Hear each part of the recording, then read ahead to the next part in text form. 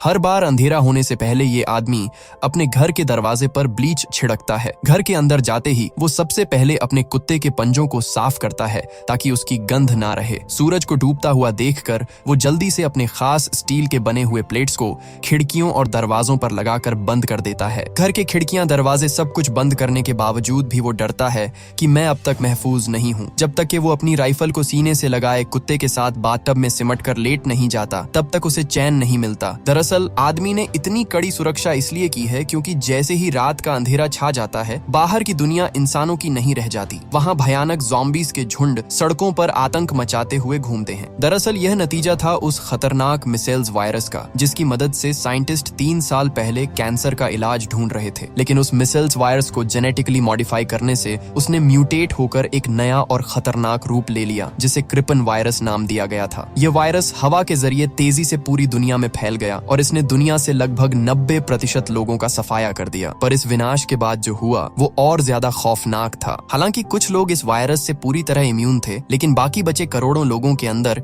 इस वायरस के कारण असाधारण बदलाव हुए। वे लोग म्यूटेट होकर खूंखार प्राणियों में बदल गए, जिन्हें डार्क सीकर्स कहा जाता था। वे डार्क सीकर्स काफी ज्यादा ताकतवर और खून के प्यासे थे। उन्होंने वायरस से इम्यून सारे लोगों का खून पीकर उनका भी अंत कर दिया। लेकिन रॉबर्ट वायरस से इम्यून तो था ही, साथ ही वो अपनी समझदारी की बदौलत डार्क सीकर से भी अभी तक बचा हुआ था। रॉबर्ट आर्मी में एक वायरोलॉजिस्ट रह चुका था। वो उन डार्क सीकर्स की कमजोरी जानता था। दरअसल उन डार्क सीकर्स की स्किन काफी ज्यादा सेंसिटिव थी, जिससे वे सूरज की यूवी किरणों को बर्दाश्त नहीं कर पाते थे। सूरज की रोशनी में आते ही वे झुलस कर रह जाते थे। इसलिए वो केवल रात के वक्त शिकार पर निकलते थे और दिन में अंधेरी जगहों पर छुप कर रहते थे। इसलिए रॉबर्ट केवल दिन में ही बाहर निकलता था और दिन ढलने से पहले अपने घर में आकर छुप जाता था, ताकि उन डार्क सीकर्स को उसके ठिकाने का पता न चल पाए। उन डार्क सीकर्स की सूंघने की शक्ति भी काफी तेज थी, इसलिए रॉबर्ट घर के बाहर ब्लीच फैला देता था ताकि डार्क सीकर्स को उसकी खुशबू न मिल पाए। अपनी इस सूझबूझ से रॉबर्ट अब तक जिंदा तो था, लेकिन यह जिंदगी उसे बोझ सी लगती थी, क्योंकि 3 साल पहले इस विनाश में उसकी पत्नी और बेटी भी मारे गए थे। अब वो केवल एक ही मकसद के लिए जी रहा था। उसका मकसद था वायरस का इलाज ढूंढना, ताकि वो डार्क सीकर्स का इलाज करके उन्हें आम इंसानों में बदल सके। रॉबर्ट की रिसर्च कहती थी कि वायरस के कारण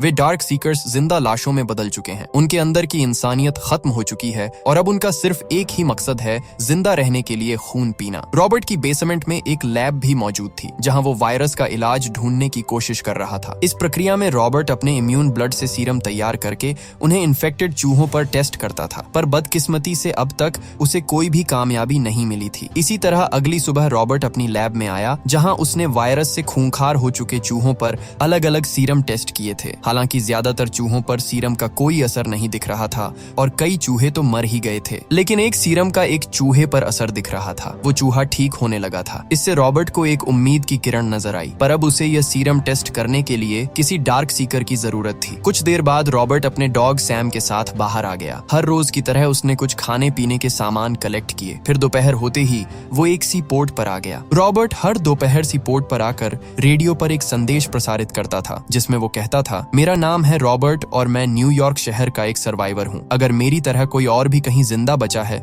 तो मैं तुम्हें खाना, रहने की जगह और सुरक्षा दे सकता हूँ। अगर कोई मुझे सुन रहा है और उसे मदद की जरूरत है तो मैं तुम्हें हर दोपहर इसी सी पोर्ट पर ही मिलूंगा। इसके बाद रॉबर्ट शाम तक वहाँ इंतजार करता था, लेकिन उसे आज तक किसी का भी कोई जवाब नहीं आया था। तभी उस सी पोर्ट पर समय बिताते वक्त रॉबर्ट को सड़कों पर भागता एक हिरण दिखाई दिया। रॉबर्ट अपने डॉग सैम के साथ एक बार फिर हिरण के शिकार पर निकल गया। सैम तेजी से उस हिरण का पीछा कर रहा था और रॉबर्ट उसके पीछे था। इतने में ही वह हिरण भागता हुआ एक अंधेरी बिल्डिंग के अंदर घुस गया। तभी उसके पीछे सैम भी उस बिल्डिंग के अंदर जा घुसा। यह देख रॉबर्ट परेशान हो गया, क्योंकि दिन के वक्त ऐसी अंधेरी जगहों में डार्क सीकर्स छुपे हो सकते थे। पर रॉबर्ट भी डरा सहमा बिल्डिंग के अंदर चला आया। वह दबे पांव टॉर्च की रोशनी में सैम की तलाश करने लगा। तभी अचानक उसे एक जोरदार गुर्राहट की आवाज सुनाई दी। रॉबर्ट डर से कांप उठा, क्योंकि वह आवाज डार्क सीकर्स की थी। रॉबर्ट ने एक पल को वापस लौट जाने का सोचा, लेकिन रॉबर्ट सैम को अपने बेटे की तरह प्यार करता था। वह सैम को मरने के लिए वहां नहीं छोड़ सकता था। उसने किसी तरह हिम्मत बांधी और आगे बढ़ गया। तभी थोड़ा आगे जाते ही उसे एक कोने में एक मरे हुए जानवर का मुंह नजर आया। रॉबर्ट को यकीन हो गया कि सैम अब नहीं रहा, पर खुशकिस्मती से वह सैम नहीं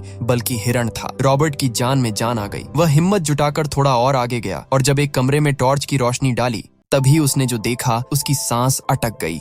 उस अंधेरे कमरे में ढेरों डार्क सीकर्स झुंड में मौजूद थे। उन्हें देख रॉबर्ट ने फौरन टॉर्च की रोशनी को हाथों से ढक लिया। खुशकिस्मती से उन डार्क सीकर्स का मुंह दीवार की ओर था, इसलिए उन्हें रॉबर्ट की भनक नहीं लगी। रॉबर्ट दबे पांव वहां से निकल गया और एक दूसरे कमरे में पहुंचा। वहीं उसे सैम एक टेबल के नीचे छुपा हुआ दिखा। रॉबर्ट फौरन उसके पास गया और उसे वहां से चलने के लिए कहने लगा, पर सैम की डर के मारे वहां से निकलने की हिम्मत नहीं हो रही थी। शायद उसे उस अंधेरे कमरे में कोई दिखाई दे रहा था। तभी रॉबर्ट ने जब टॉर्च की रोशनी अंधेरे की ओर की तो वहां एक डार्क सीकर घात लगाए बैठा था। अगले ही पल वो दहाड़ता हुआ रॉबर्ट पर झपटा, लेकिन रॉबर्ट ने उसे गोलियों से भून दिया और सैम को लेकर वहां से भागने लगा। पर गोलियों की आवाज सुनकर सारे डार्क सीकर्स रॉबर्ट के पीछे लग गए। रॉबर्ट के आदेश पर सैम भागता हुआ एक छोटे छेद से बाहर निकल गया, लेकिन तभी एक डार्क सीकर ने रॉबर्ट को धर दबोचा। ये देख रॉबर्ट खिड़की तोड़कर सीधा बाहर कूद गया। बाहर धूप में आते ही उस डार्क सीकर की स्किन झुलस कर रह गई और उसने तड़प कर वहीं दम तोड़ दिया। रॉबर्ट और सैम मौत से बाल बाल बच निकले। हालांकि रॉबर्ट अब भी वहां से भागा नहीं, क्योंकि उसे अपना बनाया सिरम टेस्ट करने के लिए एक डार्क सीकर की जरूरत थी। उसने डार्क सीकर को पकड़ने के लिए उस बिल्डिंग के दरवाजे पर एक फंदा लगा दिया। फिर चारे के रूप में उसने उस मरे हुए डार्क सीकर को दरवाजे पर रखकर उसे काले कपड़े से ढक दिया और उसके ऊपर अपनी खून की कुछ बूंदें गिरा दी। रॉबर्ट का प्लान था कि डार्क सीकर उसके खून की महक से आकर्षित होकर फंदे तक आ जाएंगे और काले कपड़े से ढंके उस डार्क सीकर को इंसान समझकर उस पर हमला करेंगे और उसके जाल में फंस जाएंगे। इस प्लान के साथ रॉबर्ट बंदूक लेकर वहां तैनात हो गया। कुछ देर बाद रॉबर्ट का प्लान कारगर साबित हुआ और एक डार्क सीकर उसके फंदे में फंस गया। पर तभी उस डार्क सीकर का एक साथी उसे बचाने आया, लेकिन धूप की वजह से वो दरवाजे से बाहर नहीं निकल पाया। उस डार्क सीकर ने एक पल रॉबर्ट को गुस्से से घूर कर देखा, फिर वापस लौट गया। फिर रॉबर्ट उस हाथ आए डार्क सीकर को बेहोश करके अपने लैब में ले गया। वो एक फीमेल डार्क सीकर थी, जिसके हाथ पर एक तितली का टैटू भी बना हुआ था। रॉबर्ट ने उसे नींद की दवाई का हैवी डोज देकर सुला रखा था। रॉबर्ट ने बड़ी ही उम्मीद से उस पर अपनी बनाई वैक्सीन इंजेक्ट की, पर बदकिस्मती से वैक्सीन ने उस डार्क सीकर पर कोई असर नहीं दिखाया। रॉबर्ट काफी ज्यादा निराश हो गया। रॉबर्ट अपने रिसर्च का वीडियो लॉग भी बनाता था। उसने वीडियो लॉग में अपने इस एक्सपेरिमेंट के फेल होने के बारे में बताया। साथ ही उसने यह भी बताया कि जानवरों को यह वायरस हवा के जरिए इन्फेक्ट नहीं कर सकता और ना ही कोई जानवर किसी इन्फेक्टेड के संपर्क में आने से इन्फेक्ट हो सकते हैं। इसलिए सैम डार्क सीकर्स के संपर्क में आकर भी इन्फेक्ट नहीं हुआ। हालांकि अगर डार्क सीकर्स सैम को काट लेते तो वो इन्फेक्ट हो सकता था। अगली सुबह रॉबर्ट एक बार फिर एक नई उम्मीद के साथ घर से बाहर निकला। हर रोज की तरह आज भी उसने रेडियो पर अपना संदेश भेजा। फिर घंटों सी पोर्ट पर किसी सर्वाइवर का इंतजार करने के बाद वो वापस घर लौटने लगा। तभी उसे एक बिल्डिंग के बाहर सड़क के बीचों बीच कोई खड़ा दिखा। रॉबर्ट उसे देख चौंक गया। वो कार लेकर जब उस आदमी की ओर गया तो देखा कि वो कोई आदमी नहीं बल्कि एक डमी था। हालांकि ये अजीब बात थी, क्योंकि रॉबर्ट ने पहले कभी उस डमी को वहां नहीं देखा था, तो भला उसे वहां कौन रख गया होगा। रॉबर्ट यह सोचता हुआ उसके करीब जाने लगा। पहले तो उसने शूट करके देखा कि कहीं कोई खतरा तो नहीं है। इसके बाद रॉबर्ट उस डमी के बिल्कुल करीब चला गया। उस डमी के आसपास पानी बिखरा हुआ था। रॉबर्ट ने जैसे ही पानी में कदम रखा तभी एक फंदे ने उसके पैरों को जकड़ लिया और रॉबर्ट सिर पर चोट खाता हुआ उस फंदे से उल्टा लटक गया। ये फंदा बिल्कुल वैसा ही था जैसा रॉबर्ट ने उस डार्क सीकर को पकड़ने के लिए लगाया था, यानी कि कोई रॉबर्ट की चाल उस पर ही चलने की कोशिश में था। सिर पर चोट लगने से रॉबर्ट बेहोश हो गया। फिर कुछ देर बाद रॉबर्ट की घड़ी में लगी अलार्म की आवाज से वो होश में आया। उसने देखा कि दिन बस ढलने ही वाला था। वहीं उसका डॉग सैम उस बिल्डिंग की ओर देखकर बेतहाशा भौंके जा रहा था। खुशकिस्मती से रॉबर्ट की जेब में एक चाकू था। वो किसी तरह चाकू से अपनी रस्सी काटने में कामयाब हो गया, पर तभी वो एक झटके से नीचे गिरा, जिससे उसकी चाकू उसी की टांग में धंस गई। रॉबर्ट दर्द से चिल्ला उठा, लेकिन दिन ढलने में बस कुछ ही सेकंड्स बचे थे, इसलिए रॉबर्ट किसी तरह घिसटता हुआ अपने कार की ओर जाने लगा। लेकिन इतने में ही उस सामने की बिल्डिंग से घुर्राने की आवाज आई। उसी सुन रॉबर्ट ने सैम को वहां से भागने के लिए कहा और खुद भी तेजी से कार की ओर जाने लगा। लेकिन तभी उस जगह से धूप चली गई और उसी वक्त बिल्डिंग से एक डार्क सीकर अपने 3 बौखलाए कुत्तों के साथ बाहर निकला। वो कुत्ते भी इन्फेक्टेड थे और डार्क सीकर्स की तरह खूंखार हो चुके थे। उस डार्क सीकर ने उन कुत्तों को रॉबर्ट पर छोड़ दिया। एक कुत्ता पूरी तेजी से रॉबर्ट पर झपटने को हुआ, पर तभी सैम ने उस कुत्ते पर झपट कर रॉबर्ट को बचा लिया। लेकिन इतने में ही दूसरा कुत्ता भी रॉबर्ट पर लपका। लेकिन तभी रॉबर्ट ने अपनी कार से एक गन निकाली और उसे शूट कर दिया। वो कुत्ता तो मर गया, पर तीसरा कुत्ता रॉबर्ट पर हावी हो गया। वो कुत्ता रॉबर्ट को बस काटने ही वाला था कि तभी ऐन मौके पर सैम ने उस कुत्ते पर भी झपट कर रॉबर्ट को बचा लिया। पर अब बदकिस्मती से उन कुत्तों ने सैम को काट लिया था, जिससे सैम बुरी तरह घायल हो चुका था। रॉबर्ट फौरन उसे अपनी लैब में ले आया। रॉबर्ट को अंदाजा था कि उस डार्क सीकर कुत्ते के काटने से सैम भी वायरस से इन्फेक्ट हो चुका है। उसने सैम को अपनी बनाई वैक्सीन का इंजेक्शन लगाया, इस उम्मीद में कि शायद वो वैक्सीन सैम पर असर कर जाए। फिर रॉबर्ट सैम को एक बेटे की तरह गोद में लेकर बैठ गया। लेकिन बदकिस्मती से वो वैक्सीन सैम पर भी कोई असर नहीं कर रहा था। सैम अब तेजी से डार्क सीकर्स की तरह खूंखार होने लगा। ये देख रॉबर्ट की आंखों में आंसू छलक उठे। वो सैम को इस दर्द में नहीं देख सकता था, इसलिए उसने दिल पर पत्थर रखकर सैम को हमेशा के लिए दुनिया से मुक्ति दे दी। अगली सुबह रॉबर्ट ने सैम की लाश को सम्मान पूर्वक जमीन में दफन किया। अब रॉबर्ट के अंदर डार्क सीकर्स के लिए गुस्से की आग सुलग रही थी। वो उस रात घर नहीं गया, बल्कि एक प्लान को अंजाम देने सीपोर्ट पर आ गया। पर ऐसा करके उसने खुद ही अपनी मौत को दावत दे दी थी। तभी डार्क सीकर्स के झुंड उस सीपोर्ट पर आ धमके और रॉबर्ट को सीपोर्ट पर बैठे देख उसकी तरफ दौड़ पड़े। लेकिन उसी वक्त उनके पीछे तेज रोशनी चमकी। वो रोशनी रॉबर्ट के कार की थी। असल में सीपोर्ट पर बैठा वो शख्स बस एक डमी था और रॉबर्ट तो अपनी कार में घात लगाए बैठा था। अगले ही पल रॉबर्ट ने डार्क सीकर्स को अपनी कार से मारना कुचलना शुरू कर दिया। पर डार्क सीकर्स की तादाद और ताकत के आगे रॉबर्ट ज्यादा देर तक टिक नहीं पाया। उन्होंने रॉबर्ट की कार को पलट कर रख दिया, जिससे रॉबर्ट बुरी तरह घायल हो गया। इतने में ही एक डार्क सीकर रॉबर्ट की कार के अंदर घुस आया। रॉबर्ट का बच पाना अब नामुमकिन था। लेकिन तभी वहाँ एक तेज रोशनी जगमगा उठी, जिसे देख सारे डार्क सीकर्स वहाँ से भाग खड़े हुए। इतने में ही कोई रॉबर्ट को कार से बाहर खींच कर ले गया। रॉबर्ट को बचाने वाली एक लड़की थी जो उसे अपनी कार से ले जा रही थी। उस लड़की ने रॉबर्ट से पूछा, तुम कहाँ रहते हो? इस पर जख्मी रॉबर्ट ने लड़खड़ाती जुबान से उस लड़की को अपना एड्रेस बताया। फिर कहा, रात के वक्त मेरे घर जाना सुरक्षित नहीं होगा। डार्क सीकर्स को मेरा ठिकाना मालूम चल सकता है, इसलिए सुबह होने तक का इंतजार करो। बस इतना कहकर रॉबर्ट बेहोश हो गया। कुछ समय बाद जब रॉबर्ट की आंख खुली तो उसने देखा कि वो अपने घर में था। उस वक्त तक सुबह हो चुकी थी। रॉबर्ट ने देखा कि किसी ने उसके पैर के जख्म पर टांके लगा दिए थे। तभी उसे किचन से कुछ आवाज आई। उसने अपनी गन निकाल ली और किचन में जाकर देखा तो वहाँ वो लड़की मौजूद थी जिसने पिछली रात रॉबर्ट की जान बचाई थी। उस लड़की के साथ वहाँ एक छोटा लड़का भी मौजूद था। उन्हें देख रॉबर्ट ने अपनी गन नीचे रख दी। फिर रॉबर्ट ने उस लड़की से पूछा, कौन हो तुम लोग और कहाँ से आए हो? उस लड़की ने कहा, मेरा नाम एना है और ये एथन है। हम मैरीलैंड से आए हैं। हमें रेडियो पर तुम्हारा मैसेज मिला था। हम तो कल दोपहर ही तुम्हारे बताए सीपोर्ट पर पहुंच गए थे और तब से तुम्हारा वहाँ इंतजार कर रहे थे, पर मुझे अंदाजा नहीं था कि तुम ऐसे हाल में मिलोगे। एना ने आगे बताया, हम यहाँ से वर्मोंट जाने वाले हैं। वो एक सेफ जोन है जहाँ मेरी और तुम्हारी तरह कई और सर्वाइवर मौजूद हैं। ये सुनकर रॉबर्ट ने चिढ़कर कहा, तुम्हें गलत जानकारी मिली है। अब इस दुनिया में न तो कोई सेफ जोन बचा है और न कोई सर्वाइवर। लेकिन एना ने रॉबर्ट से फिर कहा, मेरा यकीन करो, वर्मोंट की पहाड़ियों में सचमुच सर्वाइवर्स की एक कॉलोनी मौजूद है और वहाँ सारे सर्वाइवर्स वायरस से सुरक्षित हैं, क्योंकि वो एक बर्फीली जगह है और ये वायरस ज्यादा ठंड को बर्दाश्त नहीं कर पाते। पर ये सुनकर रॉबर्ट गुस्से में वहाँ से अपने कमरे में चला गया। फिर कुछ समय बाद दिमाग ठंडा होने पर रॉबर्ट वापस एना के पास आया और बदतमीजी से पेश आने के लिए उससे माफी मांगी। उसने एना से पूछा, तुम इतने समय तक जिंदा कैसे बची रही? इस पर एना ने बताया कि इन्फेक्शन फैलने के बाद वो एक पानी के जहाज पर छुपी हुई थी, जहाँ उसके साथ एथन और कुछ और भी इम्यून सर्वाइवर्स मौजूद थे। लेकिन फिर एक दिन डार्क सीकर्स ने उन पर हमला कर दिया। उन्होंने उनके सारे साथियों को मार दिया, पर एना और एथन किसी तरह उनसे बच निकले। एना ने रॉबर्ट से कहा, अब हमारा मकसद सेफ जोन तक पहुंचना है। आज तो काफी देर हो चुकी है, इसलिए हम कल सुबह होते ही यहाँ से सेफ जोन के लिए निकलेंगे। लेकिन रॉबर्ट ने कहा, मैं यहाँ से कहीं नहीं जाने वाला, क्योंकि यह मेरा शहर है और मुझे इस शहर को सुरक्षित करना है। मुझे किसी भी हाल में वायरस का इलाज ढूंढना है। ये सुनकर एना भी खामोश हो गई। फिर कुछ समय बाद रॉबर्ट एना और एथन को लेकर बाहर उस फंदे का जायजा लेने आ गया जिसमें उसे डार्क सीकर्स ने फंसाया था। रॉबर्ट ये देखकर हैरान था कि आखिर डार्क सीकर्स इतने होशियार कैसे हो गए हैं कि उन्होंने रॉबर्ट को उसी के फंदे में फंसा लिया। वरना अब तक तो रॉबर्ट को यही लग रहा था कि डार्क सीकर्स बस जिंदा लाश हैं। वे ना तो कुछ सोच सकते हैं और ना ही उनके अंदर प्यार और नफरत जैसी कोई इमोशंस है। यह सुनकर एना ने अंदाजा बांधते हुए कहा कि शायद डार्क सीकर्स विकसित हो रहे हैं। इस दौरान रॉबर्ट और एना एक पूल के पास बैठे हुए थे और एथन उस पूल में डुबकियां लगा रहा था। रॉबर्ट उनका साथ पाकर खुश हो रहा था, क्योंकि वो सालों बाद किसी जिंदा इंसान से मिला था। इसी दौरान पानी में डुबकी लगा रहे एथन ने कहा, ये पानी कितना ठंडा है। ये सुनकर रॉबर्ट के जैसे दिमाग की घंटी बज उठी। वो फौरन अपनी लैब में आ गया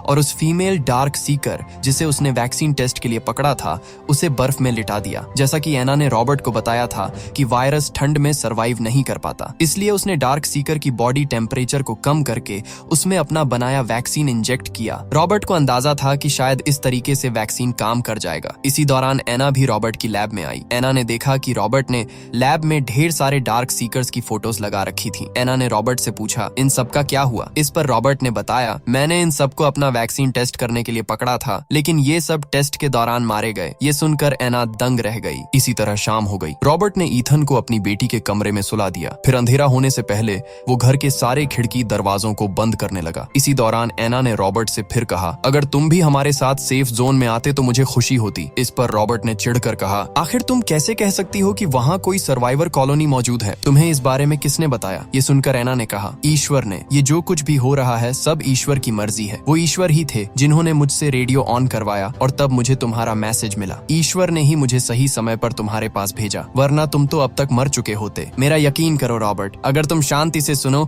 तो तुम्हें ईश्वर की आवाज सुनाई देगी। वो तुम्हें बताएंगे कि तुम्हें क्या करना है। लेकिन ये सब सुनकर रॉबर्ट बहुत ज्यादा गुस्से में आ गया और कठोर शब्दों में एना से कहा, कान खोलकर सुन लो, इस दुनिया में ना तो कोई ईश्वर है और ना ही ये सब किसी ईश्वर ने किया है। ये इंसानों की गलती है और मानव जाति को बचाने के लिए हमें इस गलती को सुधारना है। रॉबर्ट ने इतना कहा ही था कि तभी उसे बाहर से कुछ तोड़ फोड़ करने जैसी आवाज आई। उसे सुन रॉबर्ट सहम सा गया। उसने एना से पूछा, जब तुम मुझे डार्क सीकर से बचाकर यहाँ लाई थी, क्या उस वक्त रात का समय था? इस पर एना ने कहा, तुम्हारा बहुत ज्यादा खून बह रहा था, इसलिए मुझे रात में ही तुम्हें यहाँ लाना पड़ा। ये सुनकर रॉबर्ट सकते में आ गया। वो समझ गया कि डार्क सीकर्स को उसका ठिकाना पता चल चुका है। उसने एक छोटी खिड़की से बाहर झांक कर देखा तो बाहर ढेर सारे डार्क सीकर्स बॉक लाए हुए उसके घर की ही ओर दौड़े आ रहे थे। ये देख एना फौरन ईथन के कमरे की ओर भागी। इधर रॉबर्ट ने डार्क सीकर्स को रोकने के लिए घर के बाहर लगे बड़े बड़े फ्लैश लाइट्स ऑन किए, लेकिन डार्क सीकर्स को तो अपनी जान की जैसे कोई परवाह ही नहीं थी। वे उन लाइट्स को तोड़ते हुए उसे पार कर गए। तभी रॉबर्ट ने एक रिमोट कंट्रोल निकाला। रॉबर्ट ने घर के चारों ओर ढेर सारी कारें खड़ी कर रखी थी जिनके अंदर बॉम्ब्स लगे हुए थे। डार्क सीकर्स का झुंड जैसे ही कार के करीब पहुंचा, रॉबर्ट ने रिमोट से घर के चारों ओर धमाका कर दिया, जिससे सैकड़ों डार्क सीकर्स के चिथड़े उड़ गए। पर इसके साथ ही रॉबर्ट के घर के कई दरवाजे भी कमजोर हो गए। हालांकि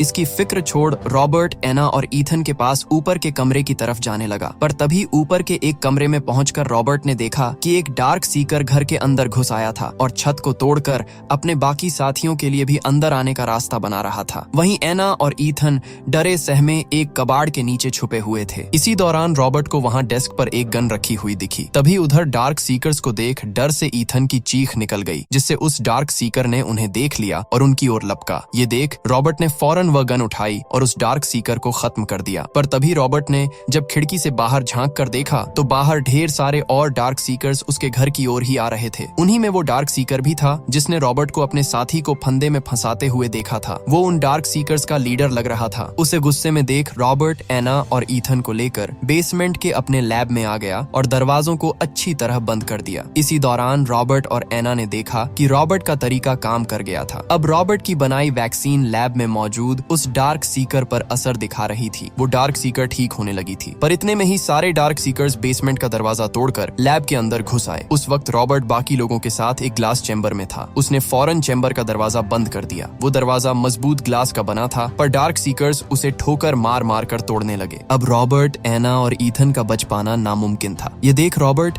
डार्क सीकर्स को समझाने की कोशिश करने लगा कि उसके पास वैक्सीन है जिससे वो उन्हें ठीक कर सकता है। पर डार्क सीकर्स रॉबर्ट की कोई भी बात सुनने को तैयार नहीं थे। तभी उन डार्क सीकर्स का लीडर वहां आ पहुंचा और अपनी खोपड़ी से ही टक्कर मार मार कर उसने उस मजबूत कांच के दरवाजे को चटका दिया। बस एक और टक्कर और वो कांच का दरवाजा चकनाचूर हो जाता। पर तभी वो लीडर रुक गया। उसके इशारे पर बाकी डार्क सीकर्स भी खामोश हो गए। इतने में ही उस लीडर ने कांच पर एक तितली जैसी आकृति बनाई। उसे देख रॉबर्ट को याद आया कि तितली का टैटू तो उस फीमेल डार्क सीकर के हाथ में भी बना हुआ था जिसका रॉबर्ट इलाज कर रहा था। रॉबर्ट समझ गया कि वो डार्क सीकर क्या चाहते हैं। उसने अपनी बंदूक नीचे कर दी और उस फीमेल डार्क सीकर की बॉडी से सारे इक्विपमेंट निकाल दिए, जिससे वो फीमेल वापस खूंखार डार्क सीकर में बदलने लगी। पर नींद की दवाई के कारण वो अब भी बेहोश थी। इसके बाद रॉबर्ट ने एना से दरवाजा खोलने को कहा। यह सुनकर एना ने घबराकर रॉबर्ट से पूछा, यह तुम क्या करने जा रहे हो? इस पर रॉबर्ट ने कहा, मैं ईश्वर का आदेश मान रहा हूँ। यह सुन एना ने दरवाजा खोल दिया और रॉबर्ट ने उस डार्क सीकर्स को उसके साथियों को सौंप दिया। इतने में ही डार्क सीकर्स का वो लीडर रॉबर्ट के पास आकर गुर्राया, मानो वो कह रहा हो कि हमें अपने हाल पर छोड़ दो। इसके बाद रॉबर्ट एक इंजेक्शन लगाकर उस फीमेल डार्क सीकर को होश में ले आया। उसके होश में आते ही वो लीडर उस फीमेल पर प्यार जताने लगा। उसी पल रॉबर्ट को एहसास हुआ कि डार्क सीकर्स कोई जिंदा लाश नहीं थे। हालांकि वे खूंखार जरूर थे, पर उनमें सोचने समझने की क्षमता थी। साथ ही उनके अंदर प्यार, गुस्सा और रहमदिली जैसी भावनाएं भी थीं। वे सभी अपने इलाके में एक परिवार की तरह रहते थे। बेशक यह ह्यूमन इवोल्यूशन यानी कि मानव जाति के विकास का एक नया रूप था। उन डार्क सीकर्स के लिए तो रॉबर्ट ही एक मॉन्स्टर बन गया था जो उनके साथियों को किडनैप करके उन्हें इलाज के नाम पर मार रहा था। रॉबर्ट को भी अब इस बात का एहसास हो चुका था। रॉबर्ट ने अपने किए के लिए पूरे दिल से उन डार्क सीकर्स से माफी मांगी, जिसके बाद डार्क सीकर्स ने रॉबर्ट की जान बख्श दी और अपने साथी को लेकर वहां से चले गए। अब रॉबर्ट ने भी उन डार्क सीकर्स को उनके हाल पर छोड़ दिया और एना और ईथन के साथ निकल पड़ा वर्मोंट की ओर, इस उम्मीद में